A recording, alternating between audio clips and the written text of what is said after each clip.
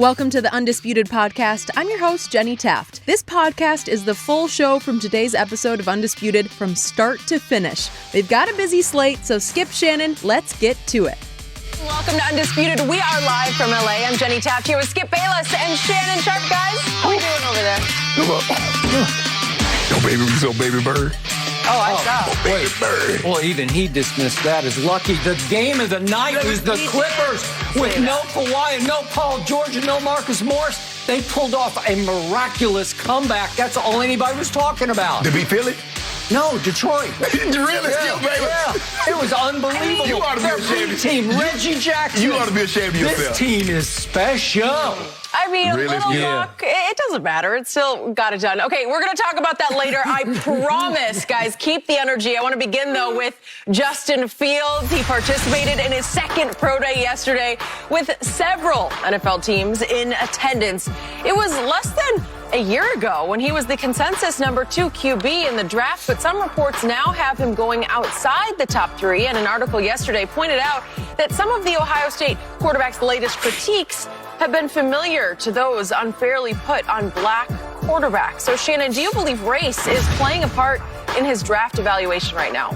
Skip, we've seen players, not just black players, but white players. We've seen them rise up the draft board. We've seen them slide down the draft board. But what seems to happen when we're evaluating black quarterbacks as compared to their white counterparts, there are certain labels. Skip, now, I don't think that players like, oh, he black, I'm not drafting no black quarterback. But there are subtleties, there are nuances, there's subconsciousness that goes on that maybe they don't even know. It seems to me that white guy, when they describe white quarterbacks, they're always the first in and the last out. And I don't see that title put on a lot of black quarterbacks. I always hear so hard-working. Black guys are very talented, as if black quarterbacks aren't hard-working. They're just God-gifted, had just natural ability. And I think that's some of the things that we start to hear, like, hold on. You didn't describe that guy like that, but you described him like that. And I think that, but also, Skip, there's something going on here. Now, people got to realize Ohio State wasn't Justin Fields' original destination.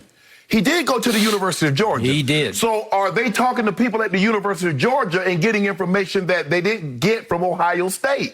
So you got to understand that they're probably talking to two people. Okay, and why did he transfer? Right. Why did he transfer? What was he? Jake Fromm. No. Rick was the head coach. Oh, yeah. So okay. I'm asking Rick. Yeah. Okay, what was going on? What was it like in practice? I'm asking the point was he as a freshman he couldn't beat out sophomore Jake Fromm and decided I'm going to Ohio State. Right. Okay. Because if I'm not mistaken, I think he was the number 2 quarterback behind Trevor Lawrence. Yeah. Trevor Lawrence from Cartersville. He's from Harrison County, Kennesaw. Mm-hmm. So they're both north of Atlanta, Skip. Yep. So I think that's what's playing on. So maybe Georgia is putting out some information. Skip, I don't know, but this is what we do know. We do know that there are subtleties that black quarterbacks get critiqued with that their counterparts never get critiqued with. Black players going into the draft get asked questions. Skip, they would have never asked a white player what they asked Dez about his mom. They never. You think Jacksonville Shah Khan asked Trevor Lawrence, you got any tattoos? You got any piercings? Keep it that way. As Mr. Richardson did Cam Newton. Skip, so there are subtleties that go on that goes to play that really has nothing to do with play. Watch the tape. Can the guy play? I mean, all of a sudden it seems like to me that Justin Fields has gotten worse, that he's not playing any football. Hell, you loved him when he was playing. Now all of a sudden, Skip, he's out there in shoulder pads. He hasn't played a game in 5 months. Now the guy, he's sliding down the draft boards. How? He ain't played anybody. Did he get fat yesterday? Did he throw a pick or something I don't know about, Skip? You see, that's the problem that I have. I don't think Skip is just blatantly, I don't want no black quarterback. Now, it used to be that. Mm-hmm. It used to be that. But I think the subtleties, maybe they've gotten a little more subtle with the way they address it and the way they handle it and the way they say certain things. Yep. But when you put it out there enough, I don't know how hard working he is. He's not the first guy in the building. He's not the last guy to leave. He's talented, but I don't know if he's a student. You know, Skip, that's another one. Student of the game. We get that a lot. So, Skip, it's just really hard to say. But for me, I don't know what you gather from Justin Fields' pro day. Either you like the guy's tape or you don't. It's as simple as that, Skip. Yep. Okay. This is slippery slope that we're on talking about this. Right. All your points to me are extremely valid.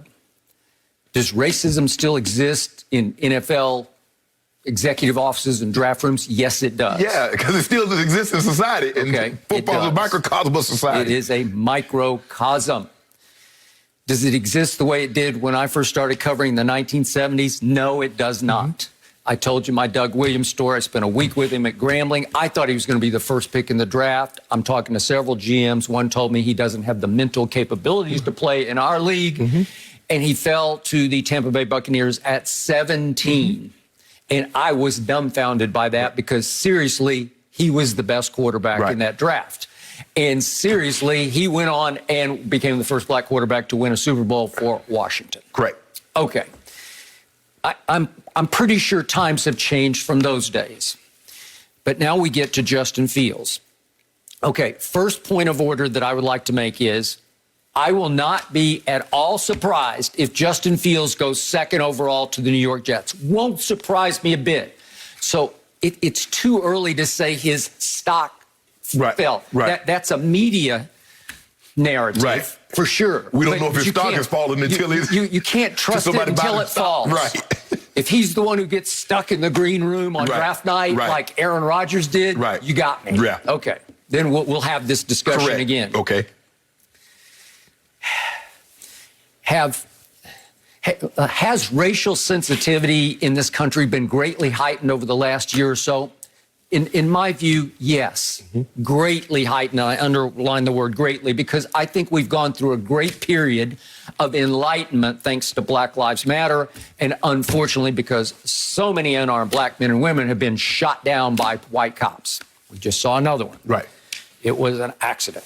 Okay. Or choked, strangled. Or choked, or all those, all those, yes. So I would like to think that over my time on television, that among white commentators, I've been about as quick as any to cry racism when I see it. I'm not ready to here. I need to wait until draft night, but I'm not sure I see it just yet. And I don't want people to be crying wolf instead of racism because you have to be careful with that because you don't want to go there and dilute the meaning of it if it's not operating just yet. Yes. It could be. But I'm not so sold on it just yet because you and I have both tried to evaluate Justin Fields. And we agree, it's all there. 6'3", 224, ran a 4.40.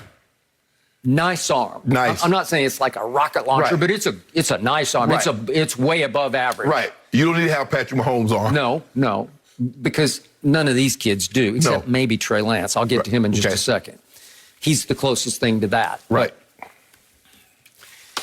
The thing with Justin Fields is, if you really break down his career, his peaks are higher than any of these quarterbacks, including Trevor Lawrence. When he is on, when he is hot, he can get hotter than any of them, seriously, because that game against, speaking of Clemson, that was just spectacular, where he is just on crazy fire, where he can't miss a throw, and you say, that's the first pick in the draft. But he will throw in an occasional stinker that will give you pause. You'll sit back after you watch the Indiana game, which I think we both did, and it became a shootout that shouldn't have been a shootout because he threw 3 interceptions. And then the game in the Big Ten championship game at Indianapolis against Northwestern, it shouldn't have been that close. They were just a, hopeless underdog fighting their guts out. And some of the numbers here, Justin just had a bad day. And you can say it was his one bad day at the office, but he went 12 of 27. That's not even 50% for 114 yards. No touchdowns and 2 interceptions. They had a QBR of 33 in that game. This is the Big Ten championship game. Scale 0 to 100, QBR 33. It stops you for a moment, and you shake your head and say, well, should I care about that, or should I dismiss that game? But the problem that I have, Skip, if you look at Trevor Lawrence, his sophomore and junior year wasn't like his freshman year. It was not. Well, I've said that several times. But everybody keeps saying, he has it down. He has, his sophomore year was fabulous. Yeah. Like Jennings had in the read skip. If he could have come out then, there's no question. He was going to be the second pick in the draft, maybe even the first. But, he comes back for his junior. He has to come back for his junior year, and then we see what happened. But Trevor Lawrence, his freshman year was the best year of his college career. His sophomore and junior year wasn't as great as his freshman year, but still, no red flags, no marks, everything. He checks all the boxes. He has prototypical. Later in the show, stay tuned for this. We're going to talk about some new quotes in Sports Illustrated from Trevor Lawrence that would give me big pause. Yeah. Big pause. I saw when I saw that, I say, this is going to bother my partner. Okay, it would hugely bother your partner about this white quarterback. Yeah. Okay. Now let's go to the other black quarterback rising up the boards, I think. I told you yesterday, I'm starting to get on fire with Trey Lance because I keep watching the highlights. I didn't watch a game. I only see the highlights. He is growing on me. And then I read a story today on ESPN.com in which it points out that Trey Lance, in his redshirt year at North Dakota State, when University of Minnesota said no unless you want to play safety or linebacker.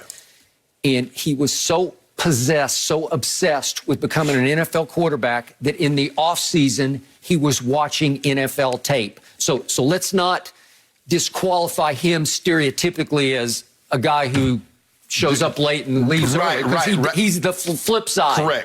He's got high intangibles, extreme, like obsessive work ethic, Brady-esque, if you will, work ethic. So let's keep this all on a level playing field about what's going on here. So Mac Jones, he comes out of nowhere. He did start 3 games 2 years ago, and they were good. I looked at the numbers. They were good. He was unbelievable. He was unbelievable, but guess he was throwing to Judy and Ruggs and Waddle and Devontae. I mean, come on, with Najee in the backfield. And one of the best offensive lines. And he had 2 first-round offensive linemen last year. He probably have 2 more this year. Okay, so we get it. But seriously, if you look at Mac Jones' numbers last year, they're just all-time. Yeah. Okay, should they have been? Well, if you threw me in at quarterback, could I put up the... No, I could not. I'm not sure a lot of quarterbacks could put up those numbers. And he did it effortlessly. He never seemed... It looked like he wasn't even breaking a sweat, man. And he's putting up a QBR of 96 for the whole year. And Justin Fields was really good at 92, but he wasn't at 96 because he had a couple of clunkers thrown in there. Okay, so what are we supposed to do with that? Okay, so the only racial component that I heard came from Dan Orlovsky on ESPN, in which he said somebody, I guess a scout or somebody told him that he's last in, first to leave. But then he backed off about that, I think, and completely apologized and said it got taken completely out of context. Well, I don't know how you take that I don't know how. And then Kirk Herbstreit, who's very close to Ryan Day, the head coach, has just vehemently defended Justin Fields and says that Ryan Day he's all in on that kid. And on Dwayne Haskins, Ryan Day was not all in. I was not all in on Dwayne. I sat right here in this chair. I said, no, I'm not seeing it. And according to Kirk, Ryan Day is now saying to him that Dwayne just wasn't ready yet. He needed another year of college football. He hadn't grown up yet. And obviously he gets thrown into the fire at Washington, and that's the end of that. Skip, Dwayne Haskins was right. Because here's the thing, if he's not ready and he comes back and he gets exposed, you see what happens? He get picked apart like Justin Fields. Now, if Justin Fields was ready last year, now he comes back because he's forced to because of the draft status, because he's an underclassman, his graduating class. He has to come back, and he gets picked apart. Well, what I don't like here is I don't want the narrative to be self-fulfilling, like it starts feeding off itself, where it's because Justin Fields is black. No. I'm not sure. Could it play a small part of this? Yes, it could. It could. Because I think now is that because you say first in and last out, you trying to pay somebody a compliment. But in the process, if you don't bestow that on a number of different quarterbacks, you knocking a guy.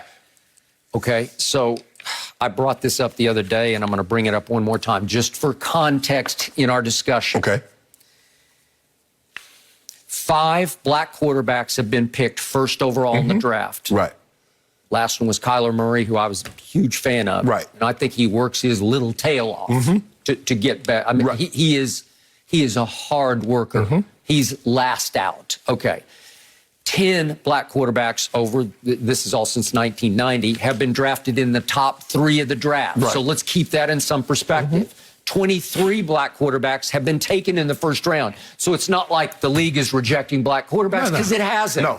In fact, it usually goes the other way. If somebody has any success with this kind of player, then everybody says, I want that kind of player. So I've seen a little bit more of that going on. Right. So I'm not sure that Justin Fields is a victim of some prehistoric racist mentality that's operating in the league.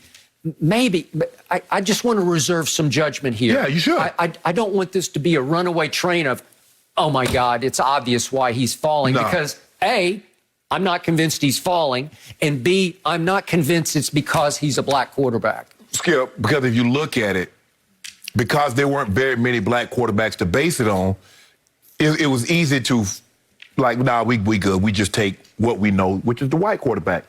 But you can make a case, Kip, that of the top 5, 6 quarterbacks, they're black. Mahomes, Russell Wilson, there was and Deshaun Watson. There was a time last year that we looked at the top 5, and I think it was in QBR at one point last year, and all 5 are black quarterbacks. So if you look at it, Skip, you look at Mahomes, you look at Russ, you look at Deshaun, you look at Lamar. I mean, can I throw my man Dak in there somewhere? Throw Dak in there, even though he didn't play a full season. So of the top 10, top 12 quarterbacks, 4 of them are black. Most people say the best quarterback is black, which is Patrick Mahomes. Yep. Okay. So I just think the Skip sometimes is that we just got to be careful with the wording, because you mentioned a heightened sensitivity. So our antennas are up for code. Definitely for code. I agree. And I'm too. I'm heightened, but I'm not seeing it yet. I'm not feeling it, or I would scream it to the mountaintops. We're going to have to, Skip, like you say, sliding down the draft board, we got to have to wait till somebody buy the stock. Now, if somebody don't buy this stock at 2, 3, 4, 5, 6, 7, and 8, and somebody have to wait, they wait to 10, 12, 15. You know what? I'll buy that. If Mel Kiper is correct, he's proposing a possible trade. That Dallas would trade out of 10 to go back to 15 so that Belichick could go up to 10 to nab Justin Fields, who at that point would be qualified as falling to 10. Oh, absolutely. Yes. Okay. Well, I'm just still not convinced that Jets wouldn't take him, or the Shanahans wouldn't take him if he's still sitting there at 3. And I'm not convinced somebody else wouldn't go up to 4 or 5 or somewhere in there to take Justin Fields. It's being talked about that Miami's going up to 4. Okay, but that's for Kyle Pitts. Correct. That is correct. But I don't know. Obviously, the Bengals are not taking a quarterback at 5. But would they trade out of 5? They might. Yeah. Oh, yeah. Okay. Because they need more. One player is not going to drastically change their future. They need multiples. But here's the thing, Skip. I got a young player. Do I take the tackle, or do I give him weapons, or do I get Jamar Chase? I get Devontae Smith. Yeah. So, I mean, they're in a very tough spot. Yeah, they probably should trade out of that and accumulate more picks. But they need somebody to make they need to protect the guy, or they need to give him some weapons. They need to make I wouldn't want to be in their spot. Now, I like to be in Atlanta's spot. You know what I'm saying, Skip? I like to be in Atlanta spot, because I can get me I can greatly change the prospect of my future, the forecast of my future. Because I can trade out of that. I'm gonna get somebody's number 1 next year, slide back, and I can still get a quarterback at 6. It's so crazy right now that just me, eye testing, the harder I look at Trey Lance, if I'm the Jets, I'm looking hard at Trey Lance right now. I'm thinking, am I gonna miss the diamond in the rough here, where we'll look back in 3 years and say, what were you thinking? It was Trey Lance all along. All he did in that 1 year he started was 28 touchdowns to 0 interceptions, and he ran for 1,100 yards. And they won all 16 games. I know it's FC, I got it, North Dakota State. They were national championship. They were everything you could ask for. He did nothing wrong the whole year. And I don't think he threw an interception the whole year. That's what I'm saying. 0 interceptions. Zero, yeah. And then they played one game last year. I'm sure the pressure's on. He threw 1 pick in that game. He also ran for 143 yards in that game. Skip, I think the thing is, if you go back and look at it, maybe it might be a blessing to be in the 4th spot, the 6th spot a little later, because you remember Chicago went from 3 to 2 and took Trubisky. Now, Kansas City, even though Mahomes wasn't as touted as some of these guys, because I don't think nobody had Mahomes in the top 10. Nobody but Andy Reid and Brett and Veach. That is correct. And Deshaun. I know I didn't. Deshaun slid. Because I'm looking at Deshaun, I'm like, hold on. Is something wrong with my TV? I was with you. I told you, that's it. That guy is it. There was no questions on the biggest stage and the biggest game. Just watch 2 games and you're good. That's it. That's all you need. And I'm like, so that's a slide.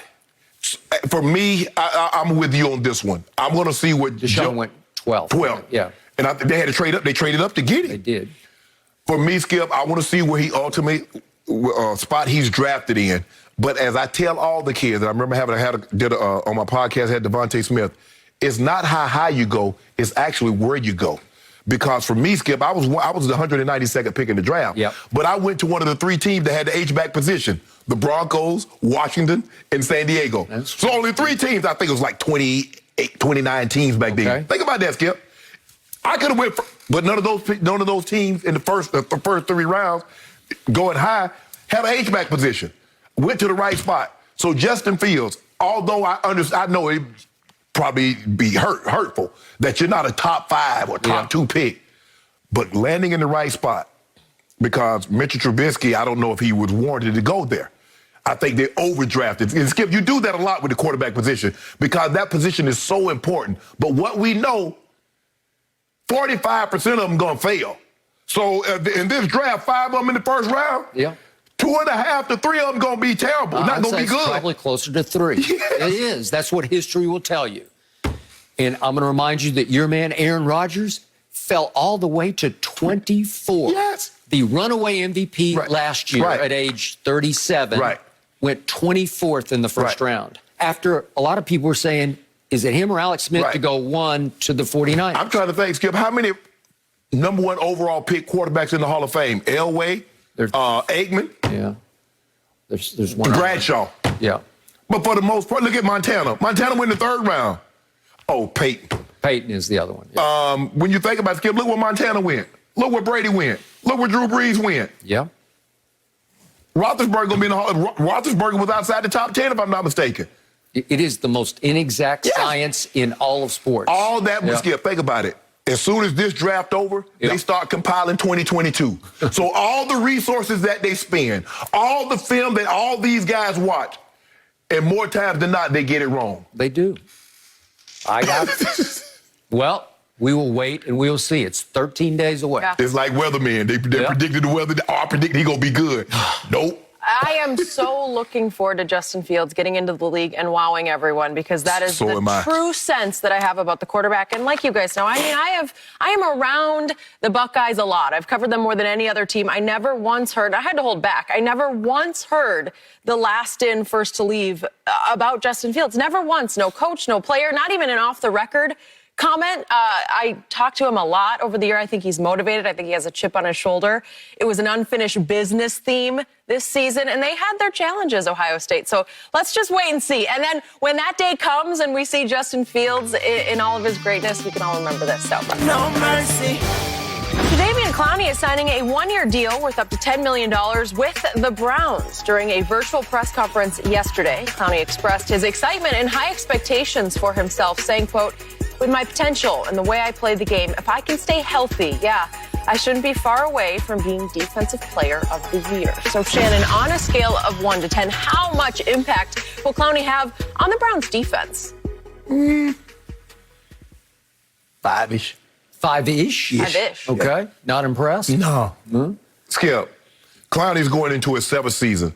Guys who have won their first Defensive Player of the Year going into 7 years or later in the last 20 years. Michael Strahan, Derek Brooks, Jason Taylor, Charles Woodson, Troy Polamalu, and Terrell Suggs. All of those guys except Suggs are where, Skip? Do you envision Jadeveon Clowney being in that location? Maybe. Okay. I'm not writing it off. He said that now that he has Myles Garrett, someone that can draw the double teams, he should be just fine. Okay, he played alongside J.J. Watt. J.J. Watt won his Defensive Player of the Year in when Clowney, because he won one before Clowney got there. In 2014, J.J. Watt had 20.5 sacks, Defensive Player of the Year.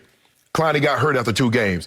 In 2015, J.J. Watt had 17.5 sacks. Defensive Player of the Year. Jadeveon Clowney had 4.5 sacks. When Watt got hurt in 16 and 17, Watt had 6 sacks, 9.5. In 2018, Watt had 16.5 sacks. Clowney had 9. So, do you believe Myles Garrett at this current time is a better player than J.J. Watt was from 2014 to 2018? Absolutely not. J.J. Watt, many people were saying he's about to become the best defensive player in the history of the game because he had won 3 Defensive Player of the Year in a 4-year span. You talking about things like LT. I know how you regard LT. You covered LT. You watched him up close, terrorize everybody, in, not just the NFL, especially in the NFC East. I agree. And if you couldn't block him, you couldn't represent the NFC in the Super Bowl. Okay. When I look at Jadeveon Clowney and says, I got somebody that's going to take the double teams, what do you think J.J. Watt was saying? Bro, J.J. had 20.5 sacks and you had 4. I told you from the first day we started this show, September 6th of 2016, you're overrating J.J. Watt. I hear it, but I don't see it. I say the same thing about Jadeveon Clowney. I think you're overrating him. Okay. Based on, and Skip, there's a lot of caveats that he kept saying, if. His rookie year, he played 2 games, and then he got hurt last year. And he missed all of last year. Basically, yeah. But he had no sacks in the first day he played. Skip, I don't see it. I don't see it. There's no way no one can convince me that Myles Garrett currently is a better player than what J.J. Watt was at his apex. No way. There are very few players that were better than J.J. Watt. You got to go back to LT. You got to go back to Reggie or Bruce Smith to say a defensive player was better than J.J. Watt at his prime. Myles Garrett ain't even close to that. Okay, but I do think Myles Garrett comes off the edge stronger than J.J. Watt does. And J.J. Watt's more of a tackle than an end to me, even though you can line him up. But that's what's so amazing, Skip. There's no D tackle has ever had a 20 sack. He did it twice with Jadeveon Clowney. I got it. Well, he had 1 year before Jadeveon got there. But 17.5 sacks, and Clowney had 4.5. 16.5, and Clowney had 9. So he's never had double-digit sacks. Only guy that won the Defensive Player of the Year without double-digit sacks, Ray Lewis did it twice, Luke Kuechly, and Derrick Brooks. But they play linebacker. Mm-hmm. You not winning Defensive Player of the Year without double-digit sacks. Okay. He's talking like he Aaron Donald. Now, if Aaron Donald had an off year and says, you know what, I feel reinvigorated, I'm healthy, I'm ready to go, I feel like I'm going to get back to myself, and which is Defensive Player of the Year, okay. But Clowney has never been close to that. Mm. Well, what happened to Aaron Donald in a playoff game at Green Bay on the frozen? You know that man was hurt. That's my point. Thank you very much. Okay, to answer Jenny's question, I'm going to go up to impact scale of 1 to 10. I'm going to go to an 8 here. What? If you want to go cherry on top or icing on cake, you can have it. But I believe that he makes this team a Super Bowl contender immediately. This team is on the rise and on the verge. And I told you before, I first guessed this about John Johnson III. I wanted my team to go after him. Nope. And they got him for $11 million. Yeah. He's one of the best safeties in football. And then decided to say the slot corner for the Rams too. Troy Hill. And he's one of the best slot corners. And they got him for like $5 million. Yeah. And I said, where's my team? We kept Jordan Lewis. Okay. Wow. Well, you know, y'all didn't need anything. Okay. And did I not bang this table for Jadeveon Clowney? Because I thought he would be a basement bargain on the open market. And it seemed like it took weeks. He was going to reset the market and nobody wanted him because they view him the way you view him. Yes. The league was saying no to Jadeveon Clowney, right? Yes. And his last full season, he had 3 sacks. Okay. I'm saying, go get him. I need him on my team. We could use that right now. Because to me, he is a difference maker when he is healthy. And I'm going glass half full or maybe 3/4 full here.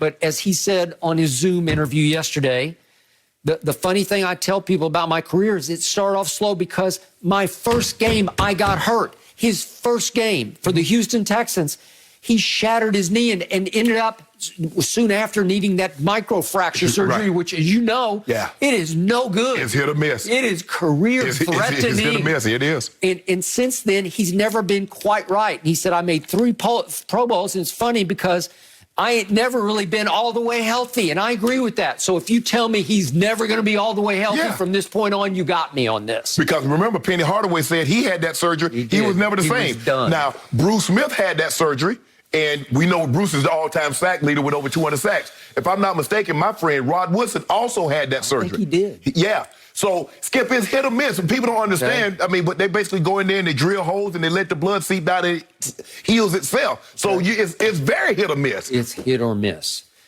What I love about where Clowney is at this point in his career is he did get a little humbled here because he had to eat some humble pie, like, I'm going to reset the market, and the market set him back on his heels. It did. And said no.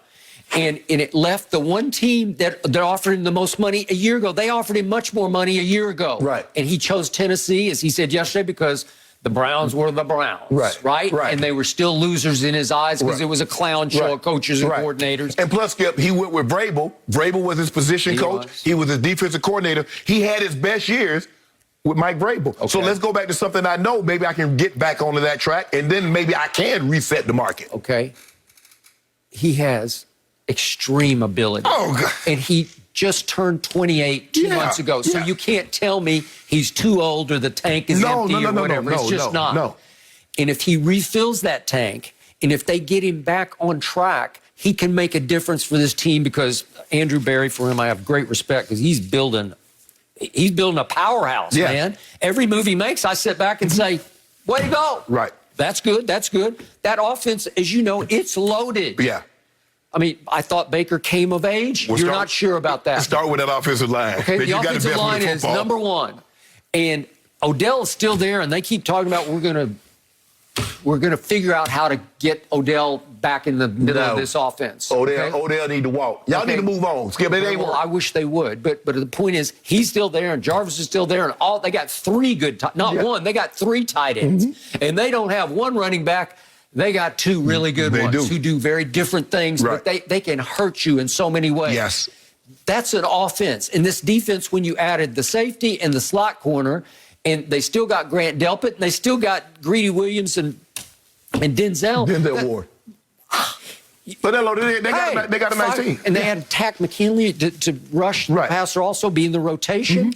And Malik Jackson, I know he's kind of on the back end of his career, but to put him in the middle of that line, I think it's a really good football team. On paper right now, that's the best team in that division. I told you I need to see what the Ravens do in the draft, because they have been relentlessly successful on draft day and night.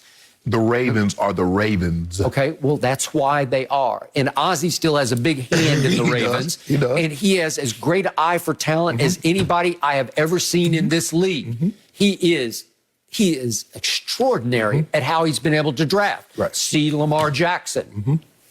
I mean, who saw that coming? I didn't. I mean, he drafted 3 players that's top 100 of all time: Jonathan Ogden, Ed Reed, Ray Lewis. He got Suggs, the Defensive Player of the Year, that's going to be a Hall of Famer. You've mentioned Lamar Jackson. Okay, so I want to see, because this draft is deep in receivers. There are a bunch of good ones outside the top 10-ish or so. And Devontae Smith. But I mean, you can keep going after Kyle Pitts. You can just keep going, and they're just everywhere. They're all over the place. So I want to see what the Ravens do. Do they go up for a receiver? Do they let a receiver fall? I just need to see the smoke clear and see what the Ravens they're definitely going to have to go up, Skip. There's not going to be that quality. Not with Skip. They're down in the 20s. It's hard to get now. Look, we've seen teams get great receivers. Randy Moss, Justin Jefferson. We've seen teams get, but it's hard when you start getting into the 20s. I don't know. DK Metcalf. I don't know if you're going to be able to get. Okay, wwhy did DK Metcalf fall? Because he dropped some balls. He dropped some balls, And maybe he looked a little stiff to people, like he's just too ripped, like he's carrying too much muscle. But can he play? Yeah. So can you get him in the second round? Yep, you can. So Andrew Berry sums it up. He said, we're talking about Clowney, we love his relentless style of play. He's one of the more disruptive players in the game. The run. True and true. True and true. Yes. But he has to be healthy. He had what I call minor surgery, knee surgery. He had a meniscus scoped. last year. That's what cost him the back half. He says he is 100% healthy. Now we find out. But I just love that. That means this team now has 3 former number 1 overalls. I just like the lineage of this. This is where they've got 10 former first-round picks on this team. Usually when you have that kind of legacy firepower, it just starts adding up, and they figure it out, and they go over the edge into big winning. Well, Skip, this is what we know. From 2019 to now, out of 32 possible games, he's played 21. He has 3 sacks. Yeah. Is that good?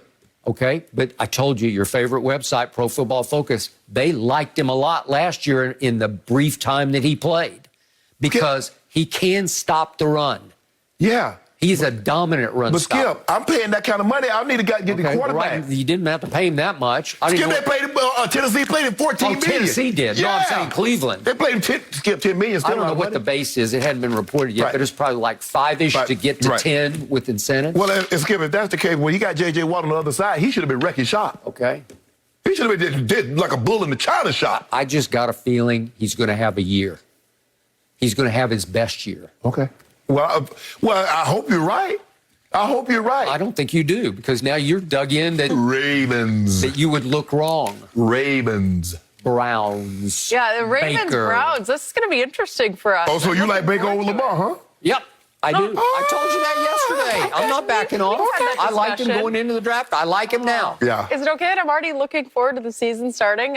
So much to look forward to, but we need to talk about what we saw last night, even during an eventful night of impressive NBA performances. Luka Dončić, well, he stole the show. With 1.8 seconds left and the Mavs down 2, Luka received the inbounds pass before splitting a double team, stumbling and somehow getting the shot off and draining it. After the game, Luka was pretty honest, saying he was surprised when it went in, considering he didn't see the rim when he released it, and he called it, quote, kinda lucky. Shannon, how impressive was Luka's shot to beat the Grizzlies? Top players did what he do. Did what he do now. I've been telling you this. You said you wanted. I remember last year, the problem that you had with Luka, he hadn't hit any shot. He been missing all these shots, especially when they matter the most. And since then, what he done, Skip? By the way, for the record, through last regular season, he tried 10 late and close shots, and he missed all 10 of them until the playoffs when he hit the one to beat the Clippers. And that's when he found it. Okay. He's like, I'm good at this. Since then, this year, he's 4 out of 8. 4 of 8. Is that good? Yeah, but if you add it up, it's not good. If you add in last year. Well, hold on. 4th time, go-ahead 3 in the final 5 seconds, regulation overtime since his rookie year. That's clutch. Now, the NBA define clutch as the last 5 minutes of a ball game, and the game within 5, up or down. Your team is either up or down. That's clutch. He's doing this in the last 5 seconds. Over the last 2 seasons, he's tied for 3rd worst in that category. See I see what you try to do. You try to get them second level stats where he takes more threes and he not clutch at threes. And you talk about his free throw percentage, but this is what we know. The potential go-ahead shots in the final 30 seconds since his rookie year, Luka is 10 for 25, 40%. LeBron James is 57 of 78, 32%. Kevin Durant is 43 of 143, 30%. Dame Lillard is 37 of 106, 35%. So in other words, Luke, now a small sample size. I'll give you that. It's a very small sample size. But after sampling this, Skip, I don't know if you probably don't do this, but Ernestine probably does. Go to Costco, go to Sam's Club, and they have all them samples out there, Jenny. You know what I'm talking about. And they have a sample, you like, taste it like, okay, I think I'll get me some of this. You go to the next aisle and taste them. I think I'll get some of that. She's all Gelson's and Ralph's. Oh, gosh. Well, I like samples, but we don't do samples in Gelson's anymore. At least I haven't seen I haven't gone to Gelson's, but I haven't seen these samples in Ralph's. But Costco, they're notorious for doing samples. I'm all for a sample. So, in other words, you sample this thing with Luka, you got to like it. You got to go ahead and buy it. Skip, go ahead and get a man his credit. Now, you saw what he did to Boston. You saw what he did to Boston. That was impressive because he did it twice. Yes. And then he followed it up. Memphis leading the whole night. Thought they got them a good old win. And how did he slip through that, Skip? Off 1 foot. Let it rain. They didn't even know. They're like, what happened? We won. Skip, he the real deal. Baby Bird for real. Now, if he'd have came in shape this year like he was supposed to, he'd be smack dab in the MVP discussion. But Luka Clutch, he the real deal, and you need to put some spec on his name too now. Okay. I'm going to I'll just quote the great Luka Dončić, Baby Sparrow, as I call him. He said immediately after the game, I was surprised it went in, and it was pretty lucky. Yeah. That's what he said. Yeah. I didn't say it, he said it. Skip, you don't normally shoot a shot. How many times have you seen somebody shoot a shot like that?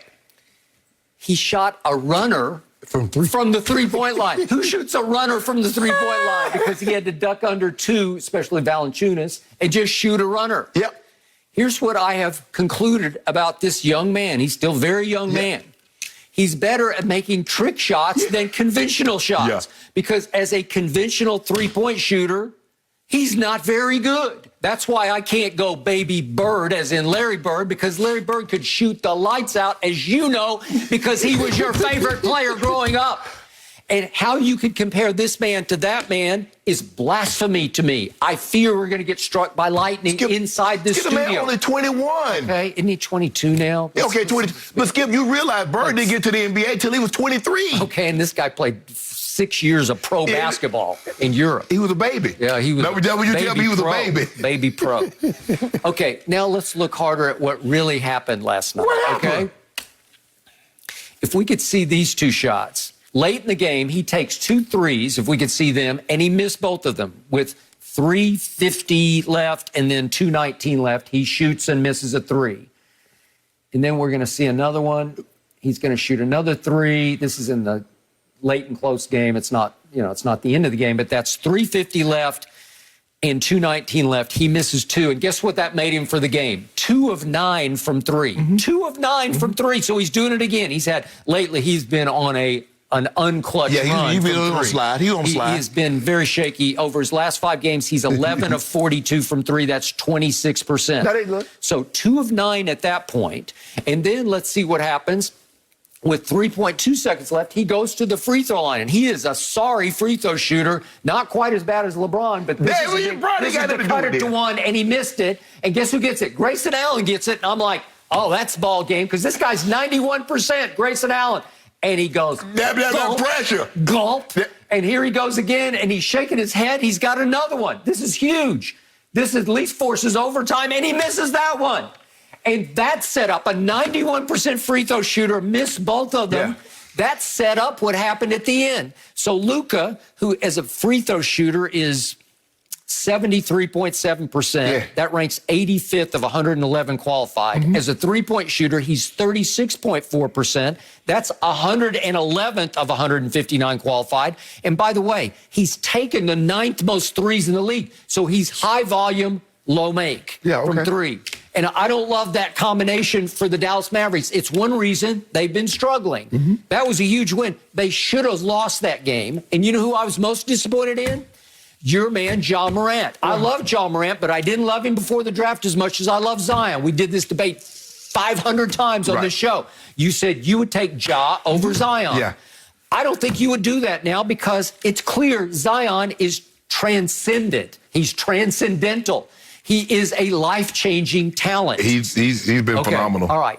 And Ja, disappointed. I love Ja. I'm a big fan. But he comes in the fourth quarter last night. Let me pull the stats.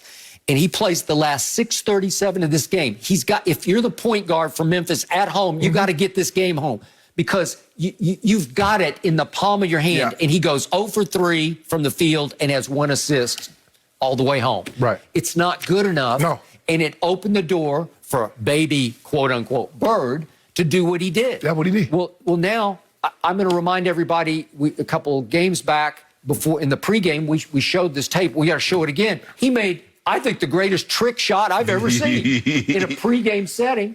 You know, I don't care about the soccer kicks or the off the shoulder, but I do care about this because this is virtually impossible. The angle is so severe, it's beyond anything Steph's ever done because Steph usually takes a better side angle. Right. This is impossible. You have to arc this so high, you got to shoot it into the rafters to make it clear the backboard and come straight down through the hoop. But you heard Rick Carlisle say he's lost thousands. Okay, that's what he said. Because on trick shots. Yes. Like, he'll bet him, I'll swish this from half court. Right. Not rattle it in. Right. You got to swish it. Right. And he'll swish it. Rick Carlisle said he kicked it in from 40. But here's the thing, Skip, is that how many times you think he's practiced? He's probably practicing against the guys, and he's shooting a running three-pointer.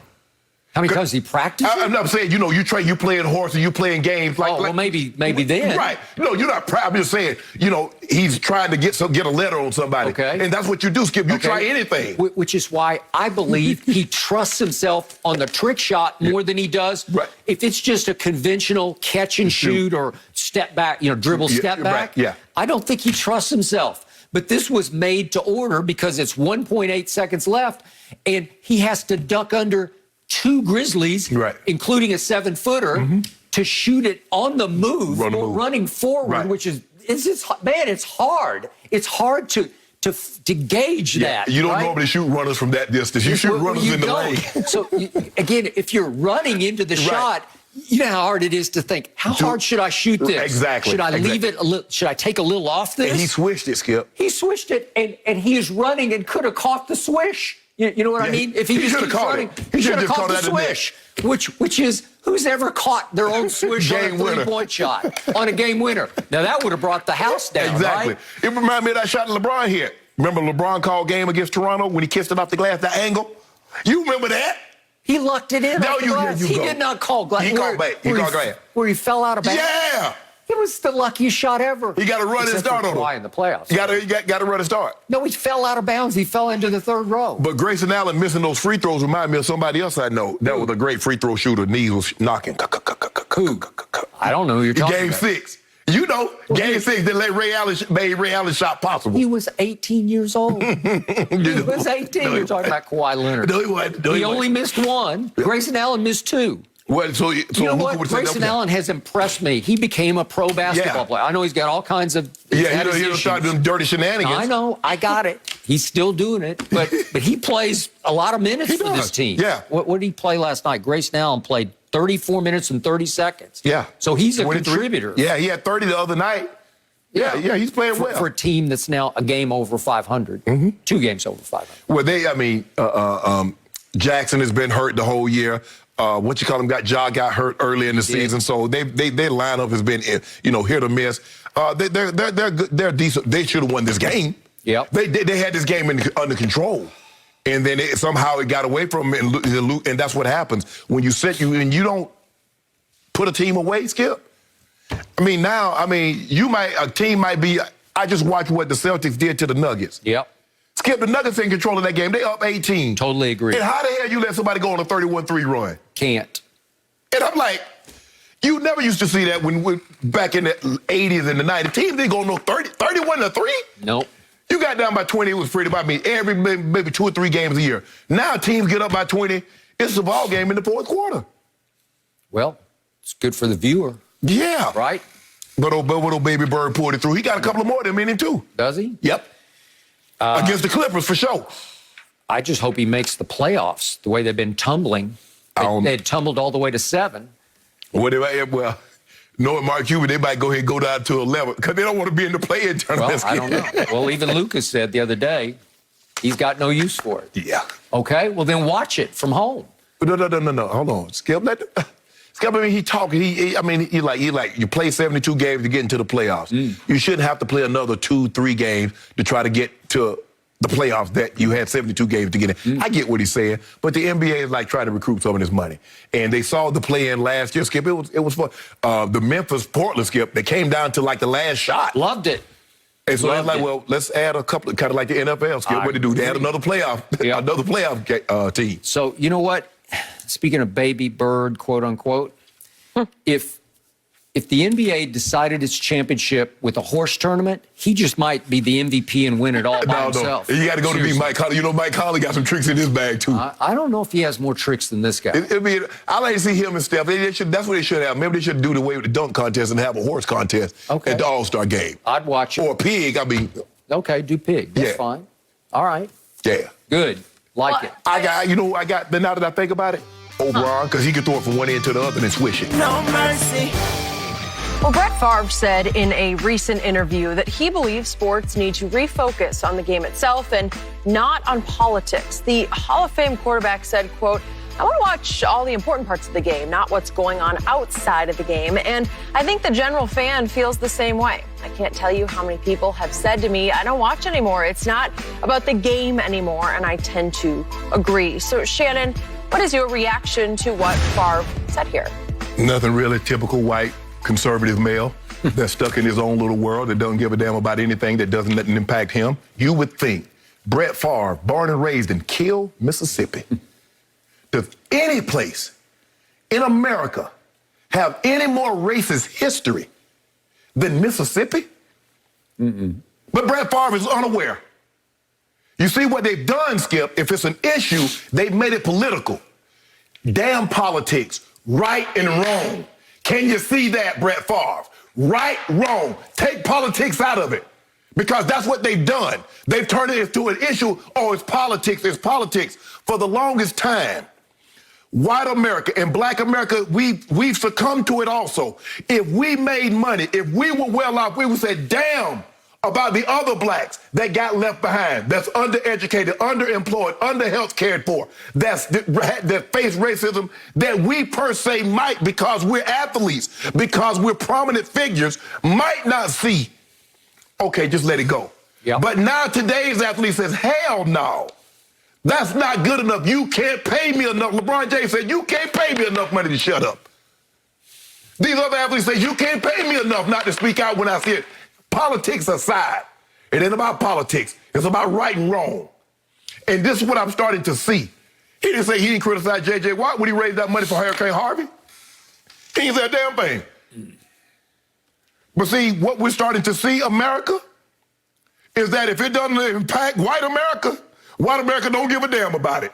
Because they didn't care anything about the crack epidemic like they care about the opioid epidemic. Because the opioid epidemic hit the Rust Belt, hit them. Long as it doesn't affect them, politics. Man, stop. Brett Favre, you know you full of it. And if I was seeing him, I'd tell him he's full of it. So, because this is still America, and I still believe it's the greatest country in the world, he has a right to say these things publicly, just as you just had the right to respond. Yes. Okay? I'm on your side with this, but if he wants to talk about this, it's hard for me to refute what he said. I can't tell you how many people have said to me, I don't watch anymore. White people? It's not about the game anymore. White people? How many black people you think said that to him? Well, it's a great question because I'm not sure what his circle of friends I know. Okay. But see, here's the thing, Skip. If you say, I got black friends, and you can't empathize with what the plight that they're going through right now, you don't have black friends. You know black people. There's a difference between the two. That is true. See, that's what we're starting to see when they speak out. The Brian Urlachers and all these others talking about, I got black friends. Yeah. No, you know black people because you lack empathy. You see what they're going through. You see what's happening, and you pretend because it's political. Okay, so this past year has been very difficult to try to correlate what he's saying to TV ratings. Like, are they diminishing because of the protesting or whatever you want to call it, Black Lives Matter, whatever you want to call it? It's hard to say because we're still in the throes of a pandemic as we speak. Correct. Like to see that the sun's starting to shine, but I'm not sure yet. Yes. But the point is, ratings are down in every entertainment industry across the board. So it's hard to say that Brett's right. The Super Bowl ratings, well, they were the worst just TV metric ratings in 52 years for the Super Bowl. But if we just do the total viewership, it was the worst in 15 years since 2006. We're in a pandemic. So does that disqualify that kind of correlation? And maybe people weren't able to congregate, Skip. You know, Super Bowl parties, you may, we get 10, 15, 50, 100 people, Skip. Totally we had the party. So now, you know, people are maybe, and like you said, we're in the middle of a pandemic. People have been shut up, been closed in. Skip, the last thing I want to do if I'm coming out of a pandemic is be in the house and watching something. I'm trying to get out. I've been shut up for a year. I hear you.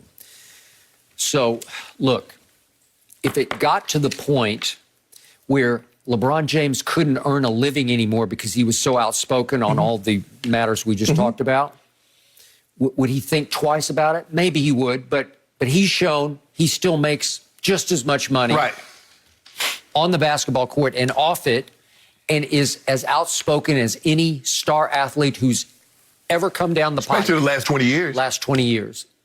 But he's so beyond Jordan in that regard that either laughable or sad that he's so beyond Michael. Right. But he's doing just fine. Right. And for me, what this boils down to is if you're of Brett's mentality, and I'm not going to condemn it, it's just the way he is. Yeah. Okay. But if you're of his mentality and you don't like what the athletes are saying, then you say, shut up and dribble or shut up and block and tackle.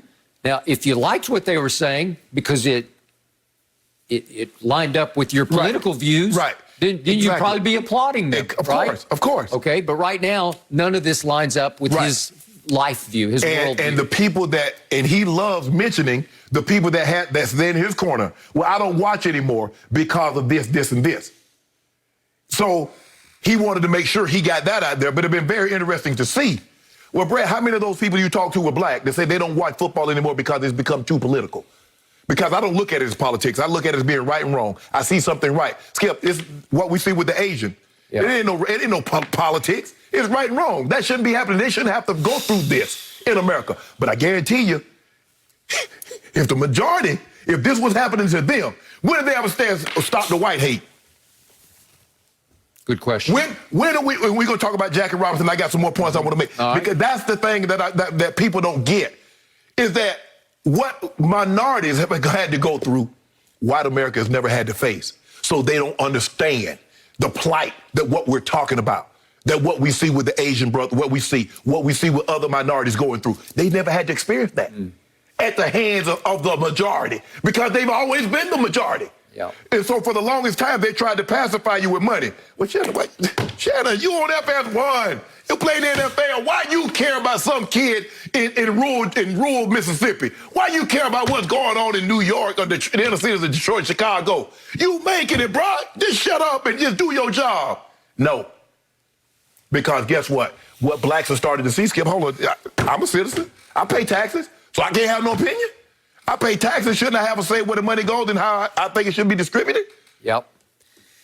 So Brett Favre's concluding remarks were about Colin Kaepernick kneeling, and he said it ultimately created more turmoil than good. And he went on to say, it's really a shame that we've come to this. Something has to unify us. And I felt like the flag standing patriotically because blacks and whites and Hispanics have fought for this country and died for this country. It's too bad, said Brett Favre. But when the blacks and Hispanics fought for the country overseas, and when they came back, why were they not treated the same as the white soldiers that fought overseas and came back? Why were they not heroes? Why were they not patriots? Well, unfortunately, too many of the whites weren't treated as heroes either, but go ahead. No, I'm talking about Vietnam. Vietnam is a different war. But I'm talking about World War I, World War II, all the other wars, because they've had blacks that fought in every war. Go back from the Revolutionary War. If you want to go back even further, what war you've had blacks.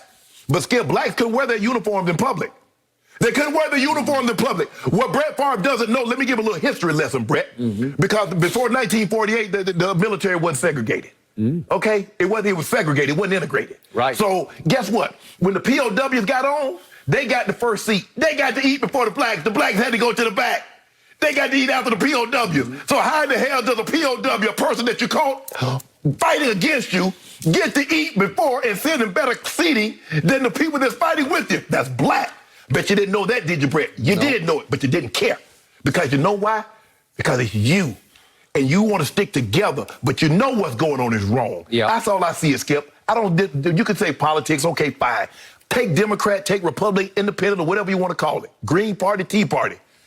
Right or wrong. If you see right, okay. But if you see wrong, speak against wrong. Yep. So where Brett Favre loses me, in conclusion, I believe that superstars' platforms in all sports are among the most powerful in this world. Yes. And they are finally being used for the good to me. Correct. Because starting with Colin Kaepernick, this country has experienced some, I'll underline some, racial enlightenment that it had never experienced before. And I think some white people had their eyes and minds open. Yes, some. And it was more of a plus than a minus for me, from my point of view across the table from you. And it only happened because so many athletes, black and white, spoke out. Right. And it has a powerful effect because people, maybe right or wrongly, will listen to what athletes have to say. Right. And for the first time ever, athletes were taking stands on matters that mattered. Yes. Yes. Because for years, they ducked all this because Republicans buy sneakers too, right? Yeah, as Skip, he said, you know, the Colin Kaepernick, it divides us. We need something to unify us. Mm-hmm. You know what divides us more than anything? Racism. There's a saying that says, Skip, you can tell how great a country is by what it creates, but how bad it is by what it refuses to destroy. Yeah. Why is it so important for you to hate another man that's done absolutely nothing to you? Just solely because of the complexion of their skin. Why is that so important for you to stand on that? We know how America was founded. Why? Why was Brett still stand behind that? He know it's wrong. He's from Mississippi. I got it. So the little I've been around Brett and the many people I've talked to about Brett, I don't think he's a bad man, but I do believe that he is as blind as they come, to your original point. Yeah. He is lost in his own little world and can't see the bigger picture. No, Skip. No. Being blind is lacking the ability to see. He is blind. He's the blinder of the blindest because he chooses not to see. Yeah. That's the difference between the two. You said it a couple of times, Shannon, but I'm going to say it one more time because it really stands out to me. Right and wrong, it's not about politics. It's simply right and wrong. And when you put it that easily, it feels obvious. No mercy. A criminal complaint was filed against Aaron Donald in Pittsburgh yesterday, accusing the defensive tackle of assaulting another man outside of a nightclub. The Rams issued a statement yesterday that read, "We are aware of the reports regarding Aaron Donald. We are collecting more information and will have no further comment at this time." Donald has not responded to the allegation himself. So, Shannon, what are your thoughts on all this? I hope it's not true. I hope it's, I'm sorry that the young man, I was reading the report, Skip, it said he had a fractured orbital. I had that, very, very painful. He had some other bruises and scrapes. Said he needed 16 stitches, broken nose, concussion. And maybe, Skip, it's a situation where it's Aaron Donald. He's the only recognizable person in the situation. Okay, he did it, because I've been in situations like that before when things have happened, and I'm the most recognizable, and it's like, well, it was Shannon Sharpe, and the witness had to say, no, it wasn't Shannon Sharpe involved. Skip, as a former pro athlete, I've always tried to pride myself, and I know I'm going to stand out. You know, I'm fairly large, and playing in Denver, people knew who I was. But everybody wasn't happy with who I was. So if I go somewhere, and I try to make it a habit not to go out too often. My boys come in town, Bucket, Gerald, Big Mac come in town, we would go out. So I probably went out maybe twice a year. There are 6 months, I go out twice. Where? We just go to a place, the place that we used to go all the time is called Jimmy's. It's a place on Thursday night. Then this place in Denver, another place in Denver was called Brown Sugar. I don't even know if it's open anymore, Skip. But I would go out, and I would go in there, I tried not to make a whole lot of eye contact. I just wanted, be to myself, just hang out with the guys, have a good time, get home, get some sleep. But I know everybody in there because a lot of times I got, damn, and you not as big as I thought you were. You look big on TV. Mm-hmm. Okay. But bro, I ain't come to the squad with nobody. Bro, I just come here with my boys. We gonna have a good time. But I was also very respectful of everybody, Skip. If I saw my teammates might be doing something, trying to talk to a girl, and I know her guys, I'm like, bro, let that go. Because I made a mistake one time in 1990. You can go look it up in Greeley, when I should have got a friend of mine, and some things got out of hand. And so I promised myself that I would never let that happen again. So I've been very good, Skip, over my career at de-escalating things. It goes back to college. I was always good at de-escalating. I see a confrontation that I believe can be avoided. Hey, bro, check this out. Let's handle this a different way. Let's talk about it. And the first time it happened, Skip, was 1988. Teammate of mine, his name was Johnny Jeffrey. We called him Bobby Brown. Got into so the dude come running. Sharpe, they're trying to jump Bobby Brown. I'm laying in my room. I got my head, Sharpe, everybody hear him running. So we take off. Where he at? He at the old gym. So he done swung on somebody. The dude he swung on, Skip, I know him. I played football against him. Played basketball against him. Named Maya, call him Mayan. True. So I'm like, bro, what's going on? So they about to go to blows. Now, Mayan don't go to Savannah State. He in the city. He know a lot of the city dudes. We the football players. So we gonna hold our own now. If we got to, we will. I said, what's going on? Man, that you know, MF, he swung on me, man. I said, Mayan, check this out, bro. You know me, I know you. I'm a vouch for him. He said he didn't know it was you. I said, bro, y'all fighting this dark. How the hell he gonna know it's you? I said, Mayan, you come, you not supposed to be in the cafeteria. We get you food in the cafeteria. You hang out with us in the dorm. You think we trying to, we got to stop this because they're in the city. Now, I go places. I used to go get my car washed on 37th and Bull. People that's watching in Savannah, you know about 37th and Bull. So I got the most recognizable car. I'm the most recognizable place. I can't be going and have to look over my shoulder and all we got to worry about squabbing. So I try to diffuse situations because, Skip, people size you up. Man, you're not that big. Okay. But, bro, what was this about? I just hope, because, Skip, I'm always thinking, what's going out where me and the guys having a good time could easily be a $250,000 lawsuit. Because, Skip, you know how this is, Skip. Yep. And now you have to understand, people ain't really trying to knuckle up with you anymore. People gonna put a button down on you. Absolutely. Pap, pap, pap, pap, pap. So is it worth it? Is it worth it? I just hope this is not true. I'm sorry, the young man, fractured his eye socket, got some stitches. Skip, I just hope this is not true for Aaron Donald. I don't know him well. Trying to get him on my podcast, and we've been, going back and forth, Skip. But it's just tougher situation, Skip, when athletes go out because, the women going to give you a little bit more attention than they give a normal guy. Maybe his girl is giving you a little bit more attention, and that's going to cause conflict. I'm like, bro, I'm not here for you. I'm just here to have a good time, my guy. Yeah. I don't want your girl. I want it. I'm just doing my thing, bro. Let that go. It's not that big of a deal. Okay. Back to the allegations, and these are still allegations. So what happened was this incident occurred around 3 o'clock in the morning, Saturday night into Sunday morning, in Pittsburgh at a club called the Boom Boom Room. You don't know about the Boom Boom Room? That comes from Life, Skip.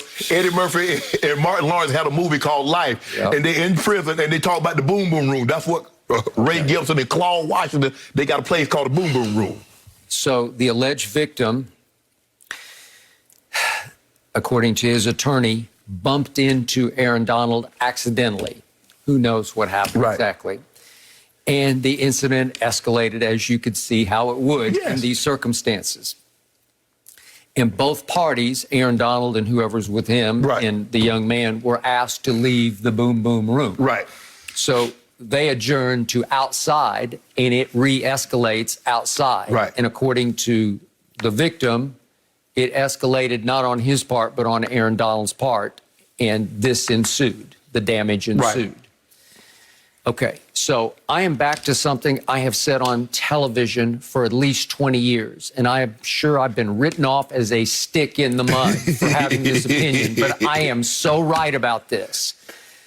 Nothing good ever happens to a professional athlete after midnight in a bar or a club or a strip club. It just will not, because it is a potentially lethal mix, as you know, of testosterone and females, as you point out, and alcohol and maybe drugs and maybe guns and maybe not.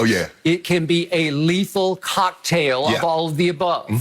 There is resentment of you in that circumstance. You're not as big as I thought. I could try you. Did you look at my girl? Did you look? Exactly. And my girl's looking back at you. And who knows where that goes?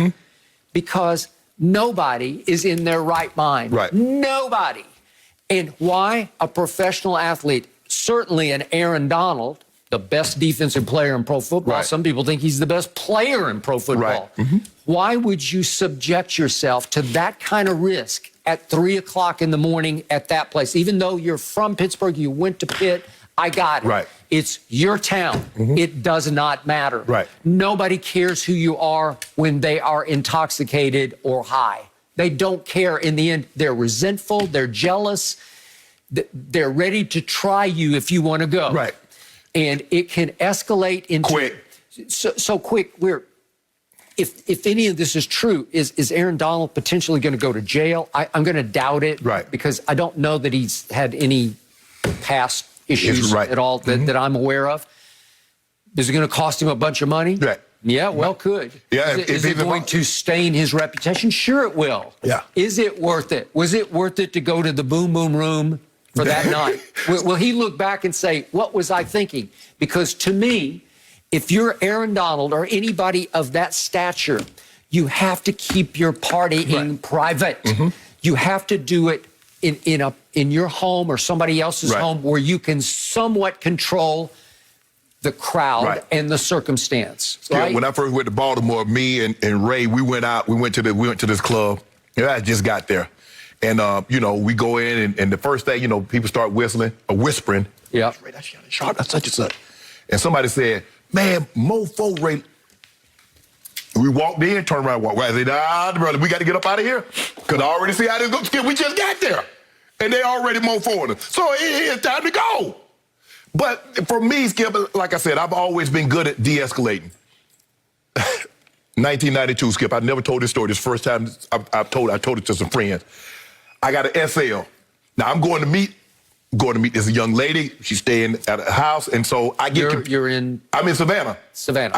Skip. I'm in Savannah. Yeah. So I'm driving an SL. Got the top drop down. How did you get an SL? Bro took care of you, boy. Bro took care of you, boy. Yeah. Bro took care of me. Okay. So Skip, I'm oblivious. I'm in Savannah. Everybody know me. It never even dawned on me that I should be more cautious. I ain't even thinking about it, Skip. So, but I get confused. So, at the time, payphones, So I just parked the car, pull up 37th and Bull, right down the corner, 37th and Bull, Parshaw's Car Wash. I hop out the car, I'm calling because I'm lost. Dude run up on me. You already know what it is. I say, my man, I ain't got nothing on me. I say, everything I got is in the car. My wallet's in the car. I say, everything. Wait, you had a woman in the car? No, I have no you woman. Didn't have one. I thought Dude ran up on me with that thing gonna stick me up. Just you? Yeah, just me. I got it. Because I'm trying to call her to make sure, tell me where it is. I mean, because Was 37th and Bull notoriously? Yeah. Okay. From Bull Street to B Road. Okay. Everybody know exactly what I'm talking about. All right. So Skip, he run up on me. You know what it is. I said, my man, I ain't got, and everybody know me. I always say, my man, I ain't got nothing. I said, Did he have a weapon? Yeah. Okay. He told me he didn't know what it is, so I know what it was. And he was brandishing said weapon. He said, I said, my man, I ain't got nothing. I said, it's in the car. I said, everything I got is in the car. He like, Sharp? I said, yeah, man. He said, man, you know better than this. He said, you better get you a damn cell phone. Let it go. Now, see, Skip, now this goes back. Now, if we'd gotten to that fight in 88, how do I know, hey, man, Sharp jumped us? How do I know? So you never know. So I'm always thinking, because a lot of times, Skip, you do something, people don't let that go. People come back a month, 2 months, a year, and do something to you. It ain't that big of a deal, Skip. At all costs, I'm going to de-escalate every single time. It's not worth it. And I hope all the athletes, high school, college, professional who are watching us right now, because a lot of them watch, you can't do it. No. It's not worth it. No. Trust me, once you're out of the game, whatever level you ended up failing at, wherever it stops for you, then you can do this to your heart's content. Right. But you shouldn't risk your career for one night in the boom boom room. No, that's the thing. I just tell guys you have to be cautious, because everybody is not happy for your success. Everybody, yeah, man, I love what you do. They not. They wanted to be you. I mean, you pull up in a Ferrari or a Range or a Cooling. You got on all the jewelry. Hey, come on, bro. You think everybody happy for you? Everybody's not happy for you. Even in your own hometown, they grew up, watch you. They're not happy, let alone somebody that knows you only through television. But I just hope this situation gets resolved. I'm sorry that this young man had to go through this, and I really hope Aaron Donald is not the one responsible for this. That's what I really hope. But I really believe this situation could have been resolved, Skip. I ain't got no shoes. I got some very expensive sneakers. But they ain't worth getting in no fight over. Because somebody bumped stepped on my shoe. I mean, now, that has called a fight. Now, Skip, you spill a drink on somebody, step on somebody, you catch the right person on the wrong day, and it ain't going to help you. But it ain't that serious for me. No mercy. You stood out as one of the most gifted young athletes America has ever seen and starred on the college stage. When duty called, you stepped up while speaking out. Then you got that long-awaited call, and you answered gloriously and gracefully. And when your playing days were over, you became a champion in a different league, paving the way, again, leading by example. Though your fight sometimes seems far from over, your legacy continues to inspire generations of dreamers and leaders. Thank you, Jackie. Well, today, the MLB celebrates the anniversary of Jackie Robinson's historic debut as he broke baseball's color barrier on April 15th, 1947, as a first baseman for the Brooklyn Dodgers. So, Shannon, what does Jackie Robinson Day mean to you? Wow. Skip, there have been very few men in sports that transcend the sport outside of sport. Normally, you look at Muhammad Ali, you look at Jackie Robinson and what they stood for. Now, I'm not sure everybody, and I think Branch Rickey said it best, he had to choose the right person to be in this role, because this role wasn't for everybody. Because what Jackie had to endure just to play, the name calling, the being, you know, the opposing team castigating him and trying to do bad things, you know. Skip, I know it's... Remember, Branch Rickey said, I don't need a man who will fight back. I need a man who won't fight back. Exactly. In a good way. Good way. Yeah. But if we know, Skip, we know he swallowed a lot for the simple fact that once he got out, he became so outspoken. The things that he said post-baseball was nothing like what he did in his mannerism in baseball, because he knew he didn't want to ruin it for anybody else. Because he knew he would... That's it, Skip. Mm-hmm. He messes up and see... That's why we didn't give him a chance to begin with. Correct. And so he wasn't going to give them that opportunity to say, Jackie Robinson messed it up for the next black to get this same opportunity. Bided his time, extraordinary athlete, as Curtis Granderson was narrating that piece. Mm-hmm. Skip, I just don't know how many other people. Larry Doby was the first to integrate the American League, and it was reported, I think I read this correctly, Skip, he was the first baseman. And the first baseman, they say he's going to put him at first base, but the white guy's like, nah, I'll quit if you play him at first. So he had to wait a couple of extra years. Mm. But Jackie, Skip, I mean, what do you say? How do you what bothers me most, Skip, when they say sports bring people together? Sports unites us. It unites us where you watch the guys do that. But then we can go back to our segregated society, where blacks couldn't come into the restaurant, blacks couldn't drink at the water fountain, blacks couldn't go to the school. But it unites us. Who? It united white America watching black Americans entertain them. That's what it united. Because there was nothing united about the United States of America. Skip, there was nothing united about that in the 40s, in the 50s, and the 60s. What was united? People watching sports. That's it.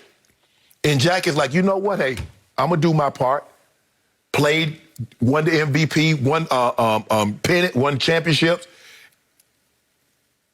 I think it was 72, he said, Skip, that he would never stand or put his hand over his heart again while the national anthem is playing, because he realized that all he'll ever be is a black man in America. Mm-hmm. And he will not get afforded the same treatment as his white counterparts. Yep. But he never spoke to that because he knew people was wanting Jackie Robinson to fail, because they could say, see, this is why it took so long. This is why it's not going to happen again. But for him to hold his head up high and to carry himself in the manner in which he carried himself and to play the way he played, words can't do him enough justice. And I commend the MLB. Mm-hmm. They have a Jackie Robinson Day, Skip. Everybody wears the number 42. It's special. It's a really, really special day. Mm. It is so special. And he had such monumental impact that, as you said, transcended just the sport of baseball. Yes. But allow me to digress briefly into the impact that man had on my childhood as a baseball fan, because I was all about baseball growing up, because pro football hadn't taken off yet. No. And there was little to no NBA yet. Right. So there's a classic picture that a friend of mine named Willie Weinbaum wrote about for The Undefeated on ESPN.com. A picture that I've seen my whole life. It's a picture that resonated from sea to shining sea. And it was the year before Jackie broke the color barrier in MLB. It was his first game ever as a minor league player at the AAA level for the Montreal Royals in the opening day game at the Jersey City Giants. So he's the first black minor league player. Mm-hmm. And in game number 1 on opening day, a day game, he hits a home run. And if we could see this picture, as he crosses home plate, a white player named George Shuba actually reaches out and shook the black man's hand. It was a monumental moment of this country sitting back and saying, wait a second, there's a black man playing minor league baseball? And a white player actually accepted him to the point that he congratulated him? Correct. This was a huge breakthrough. It was. It's hard to believe, but it sort of shows you how far we've come. Correct. But that was a breakthrough moment for this country. Right. And that picture, that classy picture, it ran on the front pages from New York to Los Angeles. Skip, I've never seen that picture before. I've never seen that. It's a great one. It is. George Shuba, just a minor league player who didn't make it as a big pro baseball player. Okay. So a year later, he breaks the color barrier. And then just 2 years later, Jackie Robinson, that man right there out of UCLA, where he was a baseball, basketball, and football, especially a football star. Everybody in L.A. knew Jackie Robinson. Big track and field. He was a superstar athlete. He breaks through in 1949 and wins the MVP by hitting .342. And the floodgates opened. And this morning I went through the whole list and I counted in the 1950s and 1960s. My childhood was more in the 60s. 18 times players of color won the MVP in the 50s and 60s. Well, it's coming right on the tails of him breaking the color barrier. Right. You would think it would take some time. It took no time. No time. The floodgates opened. Yeah. So I've told you about baseball today, and it lost some of its black audience over the last 20-odd years. But in my childhood, when baseball was the reason I existed, players of color dominated in ways you don't understand, because it's a little before your time, but not that much. Right. But I'm just going to quickly run down the list. These are all my heroes from childhood. Willie Mays, Hank Aaron, Willie McCovey, Frank Robinson, then my beloved Cardinals, Bob Gibson, Lou Brock, Bill White, Curt Flood, who broke all kinds of barriers on his own. Financial free agency happened in baseball because of him. Ernie Banks in Chicago. Then the Dodgers, I'm going way back with Roy Campanella and Don Newcomb. Maury Wills came a little bit later. Joe Morgan, who became a great TV color analyst. With the Reds. Reggie Jackson, who just dominated. Willie Stargell, Bobby Bonds, the father of Barry. Elston Howard was the first Yankee as their catcher. He was their stalwart catcher in the Mantle Maris days. Then, of course, Satchel Paige came late to the game out of the Negro Leagues, but he still was a force to be reckoned with. And then we had other players of color, Roberto Clemente, Orlando Cepeda, and the great Juan Marichal. Had this bizarre delivery. The leg kick. The highest leg kick ever. Okay, these are my heroes of my childhood, and it's because that guy didn't just open the door. Seriously, he opened the floodgates. It flooded because we were talking about black quarterbacks. Once he won the MVP in 1949, the other owners are saying, they might still be racist, but they're saying, I got to give me one of them. Exactly. Right? Exactly. That's what happened in college football, Skip. Once they let the black athletes in, boom. That's it. These are legendary players. And then we somehow lost this generation, and I don't know why, but that guy endures, and his impact on this game, but on the world endures. So God bless him. It is, Skip. It's unbelievable. Like I said, and the thing is like, you look at Muhammad Ali, you can make the case that he's the greatest He's the greatest heavyweight. I would. Jackie was never the greatest, whoever thought of as the greatest. He's not even the greatest black player. No. Not even close, Skip. I think he played second base. Not the greatest second baseman. But his impact, being black, the way he conducted himself, the way he, how many times can somebody call your name before you respond? How many times can, you get turned away before you respond? How many times, like, hold on, my friends can go in there and eat, but I got to go to the back. I can't go in there. Yeah. Or they can go down and watch the movies, and we got to go up. Because I remember, Skip, we used to have a movie theater in Glenville. And I remember we were sitting upstairs, and the white sat downstairs. Didn't really, 5-year-old kid, I didn't understand why. It's like, I thought we just sitting up here. But to see that, Skip. Yeah. And to endure it. I mean, just think about it now in today's time. If you're a black athlete, just think about it. You go so your team can stay at the Montage, or they can stay at the Four Seasons or the Ritz-Carlton, and then you go to some rinky-dink place. Yeah. They get to go to these nice restaurants, Avra or Mastro's or whatever. Now you got to go to the burger joint around the corner, and they're going to hand you your food out the back. I've told you before, I finally talked my parents into, in maybe 1961, taking my first St. Louis Cardinals game, my first MLB game ever. Mm-hmm. And I was stunned because the right field stands was all black people. And I said, what is that? And my mother said, well, that's the colored section. There's a colored section? Right. Yes. Yes, there was. Yes. Who knew? Right. Well, I mean, it went from the Negro to colored. Yeah. So we've regressed with the names. But this is unbelievable. I'm so proud of the MLB. They did it right. And, you know, and Griffey, I had Griffey, and he did shoes, the Jackie Robinson edition shoes that I got. I forgot them. I had them setting up there, was going to bring them today.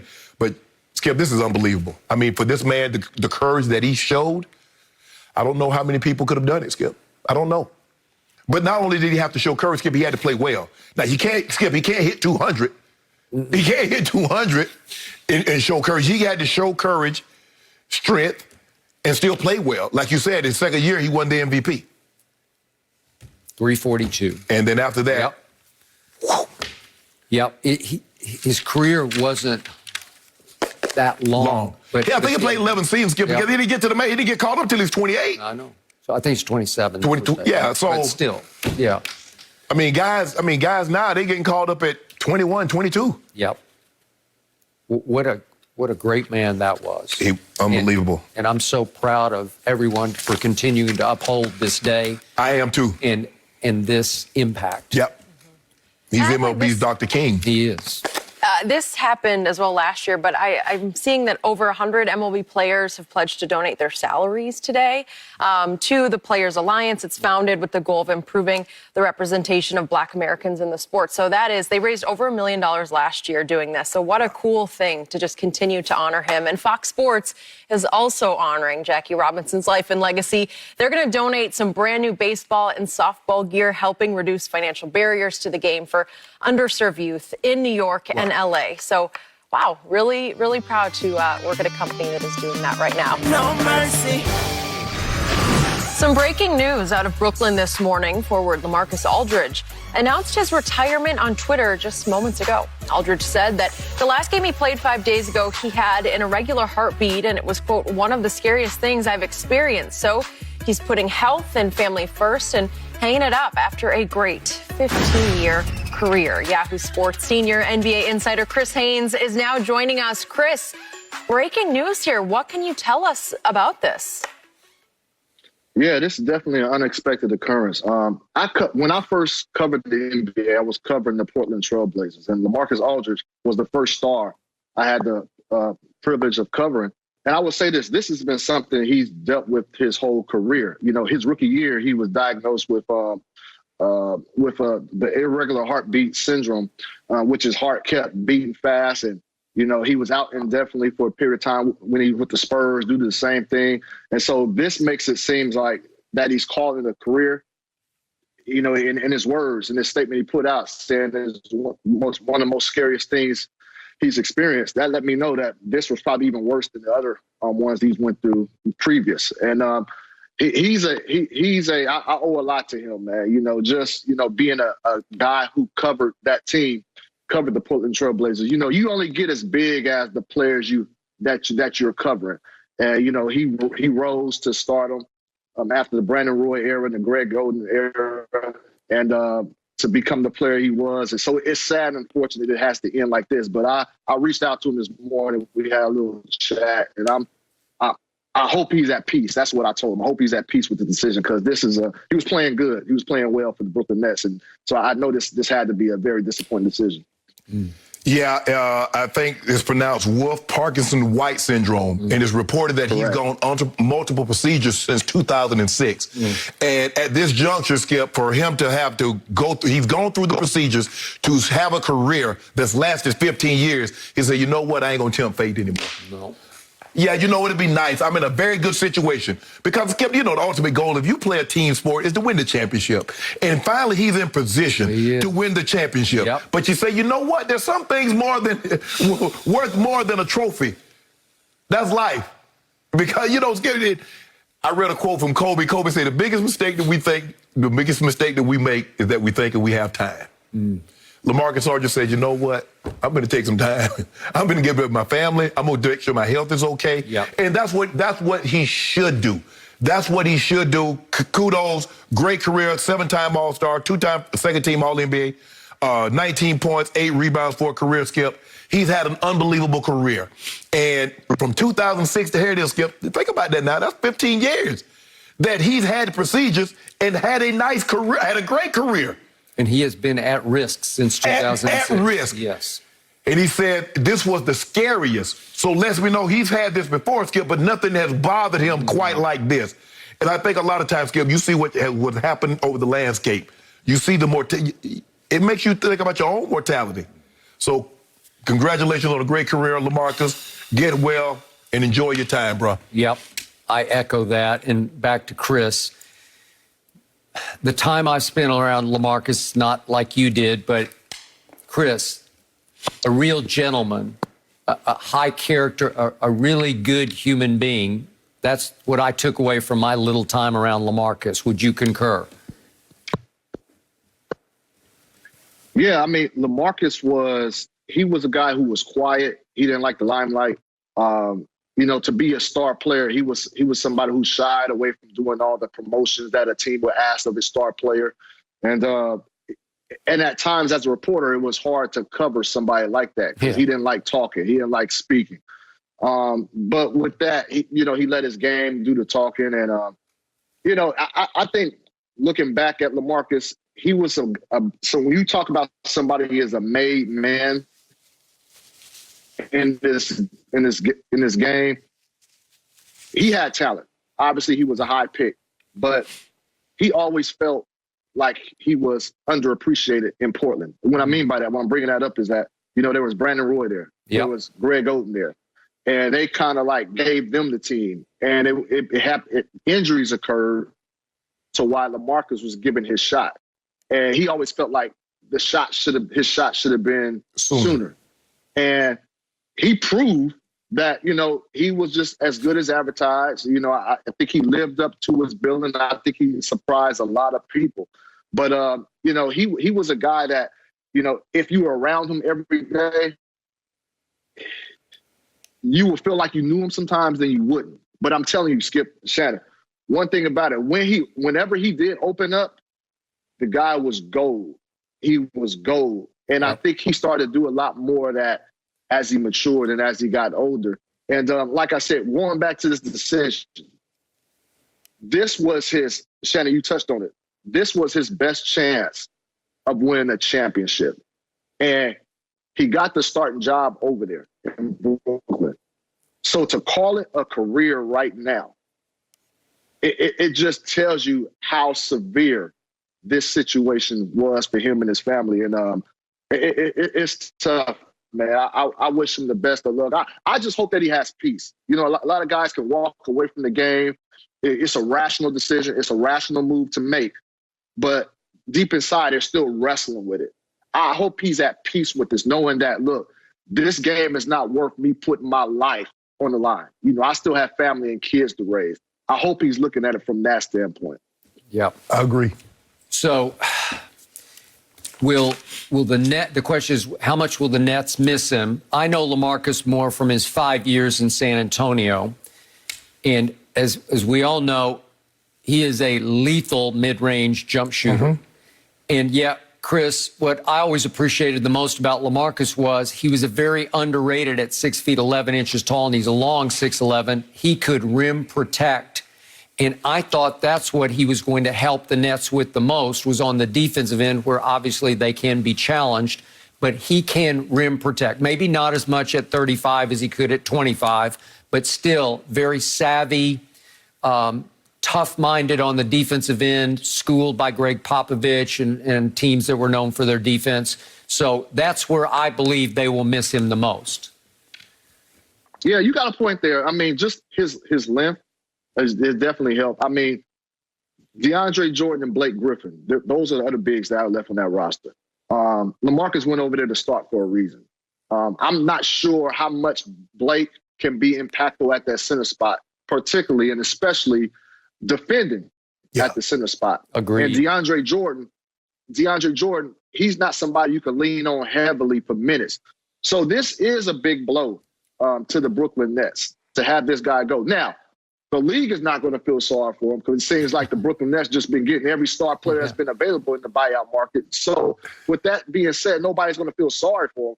But just from the loss of losing LaMarcus, this changes the dynamic of that front court tremendously, especially when they start going deeper in the playoffs and have to face the likes of a Joel Embiid. And if they go further, you never know, Andre Drummond, Nikola Jokic, Rudy Gobert. So this is a tremendous blow. Yeah, So, go ahead. because Skip, he was a spacer. He could shoot the three, but most big guys, they pick and roll. Rudy Gobert's pick and roll. Andre Drummond pick and roll. Most guys, he can pick and pop. Because you can not only he don't have to roll to the basket, he got a 15-foot mid-range game. He can space the floor. So now it makes it even harder for you with those guys because you got three guys that can handle the ball. KD can handle the ball, getting it to the rim. We know what James Harden and Kyrie can do. And so now you bring the help. Normally the big come to help. They kick it to LaMarcus. He wide open, gonna knock that shot down. So now you don't worry about that with Andre Jordan. DeAndre Jordan. You don't worry about him. He's picking and rolling, looking for the lob, looking for the layup. You had to worry about LaMarcus because he might not roll all the way to the basket. He might pull up from 10. He might pull up from 15. Hell, he might be past the 3-point line because he has that kind of ability. It definitely is going to bother them because they got him for a reason. They wanted LaMarcus Aldridge for a very specific reason, to deal with Joel Embiid. He is a load. That's one less body that you get to throw at him. Now, they got Claxton. Claxton is great, but they ain't got enough bricks in his pocket. You need somebody with a lot of bricks in their pocket to deal with Joel Embiid. 7'2", 310, 315. Now, he grown man, folks. Well, wait a second. Are you now thinking ahead to they won't be able to deal with the big penguin? As Kareem Abdul-Drummond. Shaq Drummond, Chris. But wait, see, he got Joe. He on Kiki kind of Clippers. But we gonna keep this on LaMarcus Aldridge right now. But look, yeah, this is a big blow. This is a big body, a guy that can give them on a good night, maybe give them 15 points, maybe double-digit rebounds. But they still got three skilled, very, very skilled guys. Okay, and speaking of those three, back to you, Chris Haynes. They're going to go as far as those three take them ultimately. And those three have played a grand total of 7 games together, and it doesn't look like it's going to get any better to the end of the season. Can they flip the switch as a big three? Will their chemistry just immediately have playoff impact? Well, with their talent, they're definitely capable of flipping the switch. But if they're going in with that mindset, that might be disrespectful to the field. And when you look at KD, well, first of all, am I allowed to say KD? Shannon, am I okay? Yeah, you're okay. You're good. You okay? We're all good. I don't want to get blocked. But listen, I'll say this. KD is going to have to play a little bit out of position going down the stretch, I believe so. I think he's going to play a lot more in the post. And the reason for that, not just because LaMarcus Aldridge being out, but James Harden has proven thus far like he's the leader right now. He's the leader right now. And there's going to be a little adjustment period for all these guys. And to get back to y'all question, when you got all three of those guys coming back at later points, because Steve Nash said he really doesn't even know if all three are going to play at some point during the season. So now they're going to have to try to figure this thing out in the postseason. Now, that's why I say I think they're talented enough to flip the switch. But if you're the opposition, you're looking at this as a level of disrespect, saying that, hey, they think they can just assemble a team on the spot, come out here and beat us. And so I would be careful. I would be careful if that's the Nets' approach. But look, they're the most talented team pretty much from top to bottom out there in the East. They are favored. They will be favored. But, when you think about somebody like Kyrie Irving, Kevin Durant, and James Harden, they're going to be tasked with focusing from day one. Right. Are they equipped with that? Do we trust them to do that? And the answer for me is I don't know, but they definitely got the talent to pull it off. Man, Kyrie Irving has been spectacular. Kyrie Irving has been spectacular. He's playing at the highest level he's ever played at. So if he can just focus in and say for the next, once the playoff starts, and says, okay, I got 2 months, and then I'm going to have to. It's going to be hard to beat those guys because he and James, we know, look, James get him in and out of the right situation, and KD is KD. Yeah, absolutely. Chris, we appreciate you joining us. Thank you for your insight. You always have all the details, so we will check in with you again very soon. No mercy.